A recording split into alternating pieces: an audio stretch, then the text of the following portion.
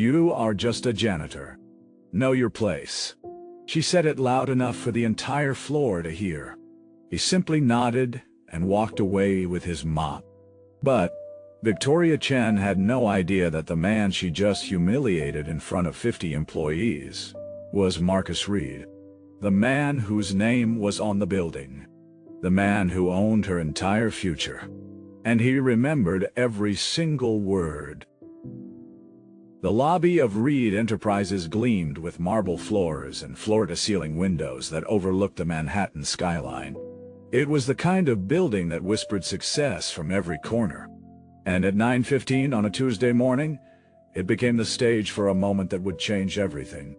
Marcus Reed pushed his mop across the lobby floor, wearing the same gray janitor uniform he had worn for the past 3 weeks. His name tag simply read Mike.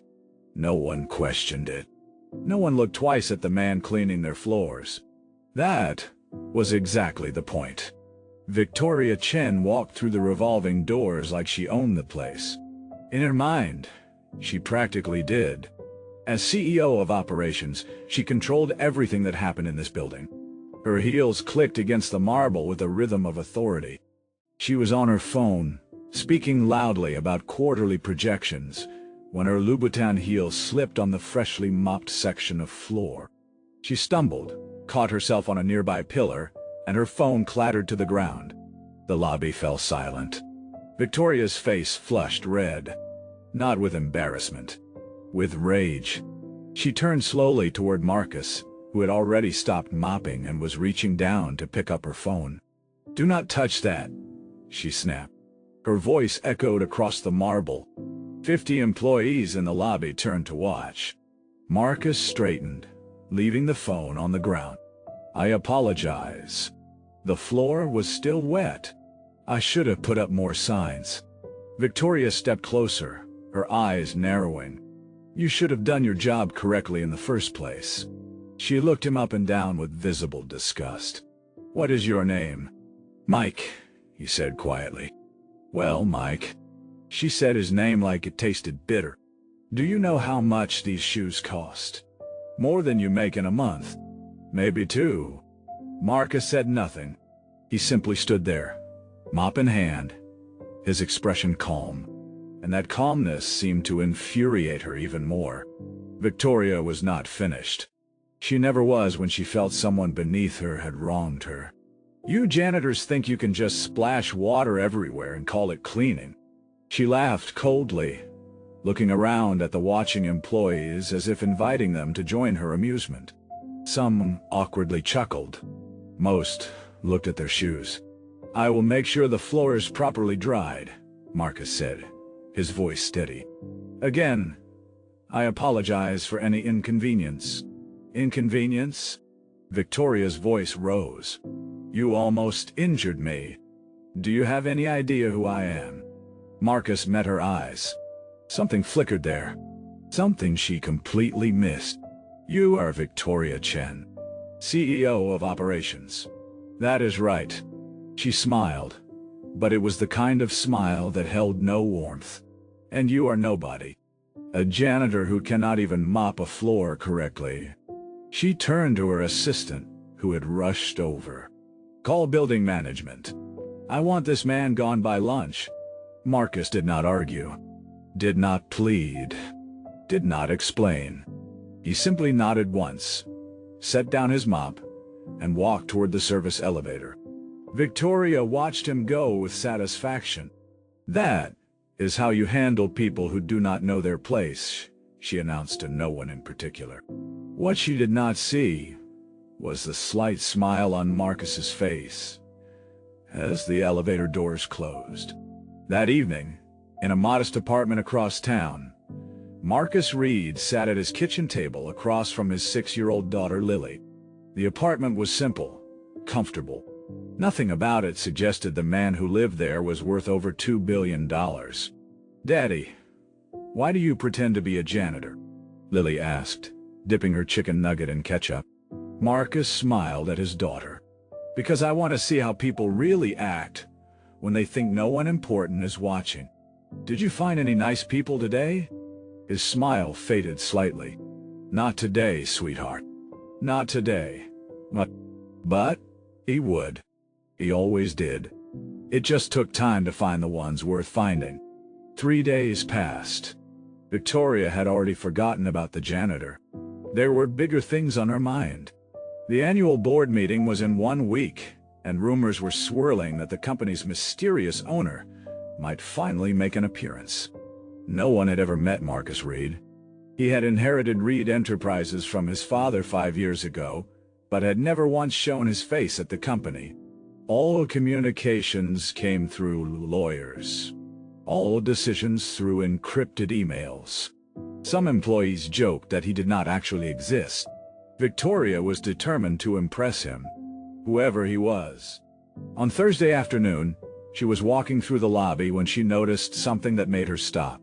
A little girl, no more than 6 years old, was sitting alone on one of the leather benches near the reception desk. She was holding a stuffed rabbit and looking around with wide, uncertain eyes. Victoria's first instinct was annoyance. This was a corporate building, not a daycare. She approached the reception desk. "Sandra, why is there a child in my lobby?" The receptionist looked nervous. "She says she is waiting for her father. He works in the building. But she would not tell me his name. She just keeps saying her daddy works with buckets." "Works with buckets." Victoria rolled her eyes. "Wonderful. So some maintenance worker brought his child to work." She turned toward the little girl, ready to have security escort her out. But something made her pause. The girl was looking up at her with those big brown eyes, completely unafraid. Most people cowered when Victoria approached. This child simply smiled. "You are very pretty," the girl said. "But you look sad." Victoria blinked. "Excuse me? My daddy says people who are mean to others are usually sad inside." The girl hugged her rabbit tighter. "Are you sad, pretty lady?" For a moment, Victoria had no response. The question had caught her completely off guard. "I am not sad," she finally said, her voice strangely tight. "I am busy. There's a difference." The girl tilted her head. "My daddy is as busy too. But he is never too busy to be kind." Victoria stared at the child, unsure why those simple words felt like a slap. Before she could respond, the elevator doors opened and a man in a maintenance uniform stepped out. Victoria recognized him immediately. The janitor from 3 days ago. The one she had fired. Her eyes narrowed. "What are you doing here?" "I had you terminated." Marcus walked calmly toward his daughter, ignoring Victoria entirely. "Hey, sweetheart. Sorry I am late. Got caught up on the 15th floor." Lily jumped off the bench and ran to hug his legs. "Daddy, I made a new friend." She pointed at Victoria. "She is pretty but sad." Marcus finally looked at Victoria. His expression was unreadable. "Is she now?" Victoria felt her face flush. She was not used to being ignored. "You cannot be here. I fired you." Marcus picked up his daughter, settling her on his hip with practiced ease. "You fired Mike the janitor. But the building management rehired me yesterday. Something about being one of their best workers." He shrugged. "These things happen." Victoria sputtered. "I will have you removed again. Permanently this time." "Daddy, why is the pretty lady so angry?" Lily asked loudly. "I do not know, sweetheart. Some people just are." He looked at Victoria with something that might have been pity. "We will get out of your way, Miss Chen. I know how valuable your time is." He turned and walked toward the exit, Lily waving over his shoulder. "Bye-bye, sad pretty lady." Victoria stood frozen in the lobby, watched by a dozen employees who had witnessed the entire exchange. She should have felt victorious. She had made her point. Establish dominance. So why did she feel like she had somehow lost? That evening, Victoria could not stop thinking about the janitor and his daughter. There was something about the way he carried himself. The way he looked at her, like he knew something she did not. She shook it off. He was nobody. Just a janitor with a cute kid. Nothing more. 2 days before the board meeting, Victoria was in full preparation mode. Her presentation was flawless. Her numbers were impeccable. She was ready to impress the mysterious owner who might finally reveal himself. But small things kept bothering her. She noticed the janitor, Marcus, in the hallway outside the executive conference room. He was mopping, but his eyes were scanning the room through the glass, taking notes on something. When he saw her watching, he simply smiled and went back to mopping. Odd. Later, she saw him in conversation with Gerald from it. They were laughing like old friends. When Gerald noticed Victoria approaching, he straightened immediately and excused himself, but not before giving Marcus a respectful nod. Since when did executives nod at janitors? She confronted Gerald in his office. How do you know that janitor? Gerald shifted uncomfortably. Who, Mike? He is just friendly. Talks to everyone. About what? I do not know. Work stuff. Life. He shrugged. He is a good listener. Victoria narrowed her eyes. He is a janitor. What could he possibly understand about work stuff? Gerald said nothing, but something in his expression made Victoria uneasy. That night, she was working late in her office when she heard humming in the hallway. She looked up to see Marcus emptying trash cans, his daughter nowhere in sight. Working late? He asked, pausing at her door. Some of us have important work to do, she said coldly. He nodded, unfazed. Big meeting coming up. The owner might finally show his face. His lips curved slightly. Must be nerve-wracking, trying to impress someone you have never met. Victoria frowned. How do you know about the owner? Janitors hear things. He shrugged. Good luck, Miss Chen. I have a feeling that meeting is going to be very educational for everyone. He walked away, leaving Victoria with a strange chill running down her spine. What did he mean by that? The morning of the board meeting arrived with gray clouds and nervous energy. Victoria arrived at 6 to prepare, only to find she was not the first one there. The janitor was in the boardroom. Not cleaning, just standing at the window, looking out at the city with his hands clasped behind his back. The posture was not that of a maintenance worker. It was the posture of someone who owned what they surveyed. Victoria cleared her throat. What are you doing in here? Marcus turned slowly. Just admiring the view. Why? He smiled. You know, my father used to stand right here. Said you could see 3 boroughs on a clear day. Your father? He worked in this building a long time ago. Marcus moved toward the door. Different job than mine, though. He paused beside her. By the way, Miss Chen, I noticed something interesting. You have been here 5 years, but you have never once said please or thank you to any member of the cleaning staff. Not once. Victoria's mouth opened, but no words came out. Just something I observed. He walked past her. See you at the meeting. Before she could ask what he meant, he was gone. At 8:30, the boardroom filled with executives. Victoria took her seat at the head of the table, her presentation ready on the screen behind her. She felt confident, prepared. Nothing could throw her off. Ladies and gentlemen, she began. The mysterious Mr. Reed has informed us he will be joining today's meeting via video call. First time in 5 years. Let us make it count. She clicked to her first slide. The doors opened. Every head turned. Victoria's blood ran cold. Walking through the door in a perfectly tailored 3-piece suit, his hair now neatly styled, his presence commanding the room, was the janitor. But it was not his appearance that made Victoria's heart stop. It was the way Gerald from it immediately stood and said, "Good morning, Mr. Reed. Welcome back, sir." Victoria could not breathe.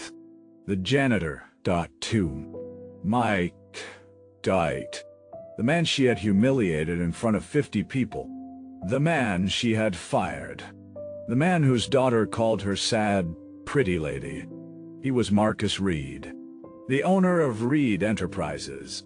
The man who signed her paychecks. The man she had been trying to impress. Marcus walked to the head of the table with quiet authority. He did not look at Victoria. Not yet.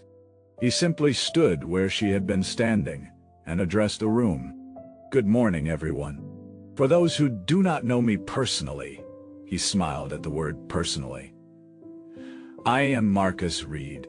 I apologize for my absence over the years, but I have found that you learn more about a company by watching from the bottom than by sitting at the top." He finally turned to Victoria. His expression was not angry. It was something worse. It was disappointed. "Miss Chen, please take a seat. I believe I will be leading today's meeting." Victoria's legs felt like water. She somehow made it to a chair and collapsed into it, her mind racing through every interaction, every cruel word, every dismissive look. Every time she had treated him like he was worthless, and he had seen it all, remembered it all. "For the past 3 weeks," Marcus continued, "I have worked as a janitor in this building. I wanted to see how my employees treat the people they consider beneath them." He looked around the room. Some of you were kind. Some of you said please and thank you. Some of you looked the maintenance staff in the eye and treated them like human beings. His eyes settled on Victoria. "And some of you did not." The silence in the room was suffocating. Victoria wanted to disappear, to melt into her chair, to go back in time and change everything. But she could not. And everyone in that room knew exactly who Marcus was talking about. The meeting continued, but Victoria heard none of it.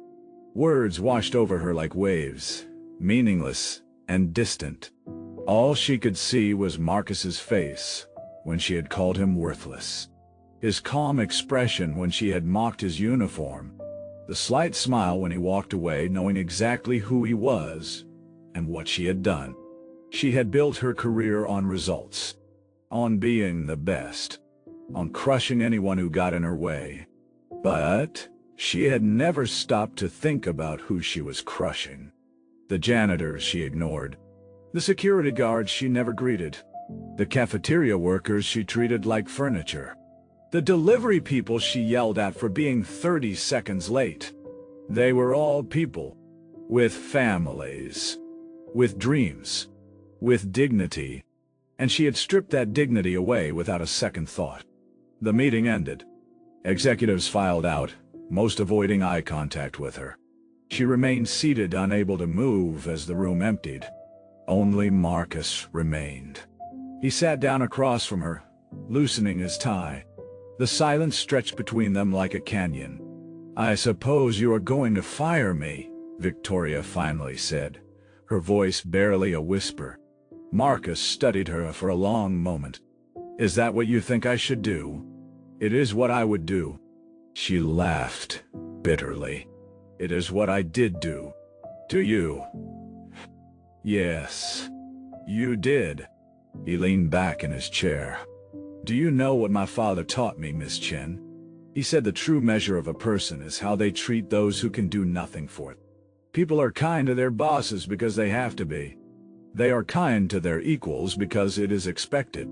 But how they treat the janitor, the waiter, the person they will never see again." He shook his head. "That is who they really are." Victoria felt tears burning in her eyes. She had not cried in years, had trained herself to see tears as weakness. But right now, weakness was all she had left. "I am sorry," she whispered. It was not enough. She knew it was not enough. But it was all she could say. The days that followed were the hardest of Victoria's life. Word spread quickly. The CEO of operations had publicly humiliated the company owner while he was working undercover. It was the kind of story that became legend, the kind that would follow her forever. She expected to find a termination letter on her desk. Instead, she found silence. Marcus had not fired her, had not even called her into his office. He simply went about restructuring the company, implementing new policies about workplace respect, and she heard nothing. The silence was worse than any punishment.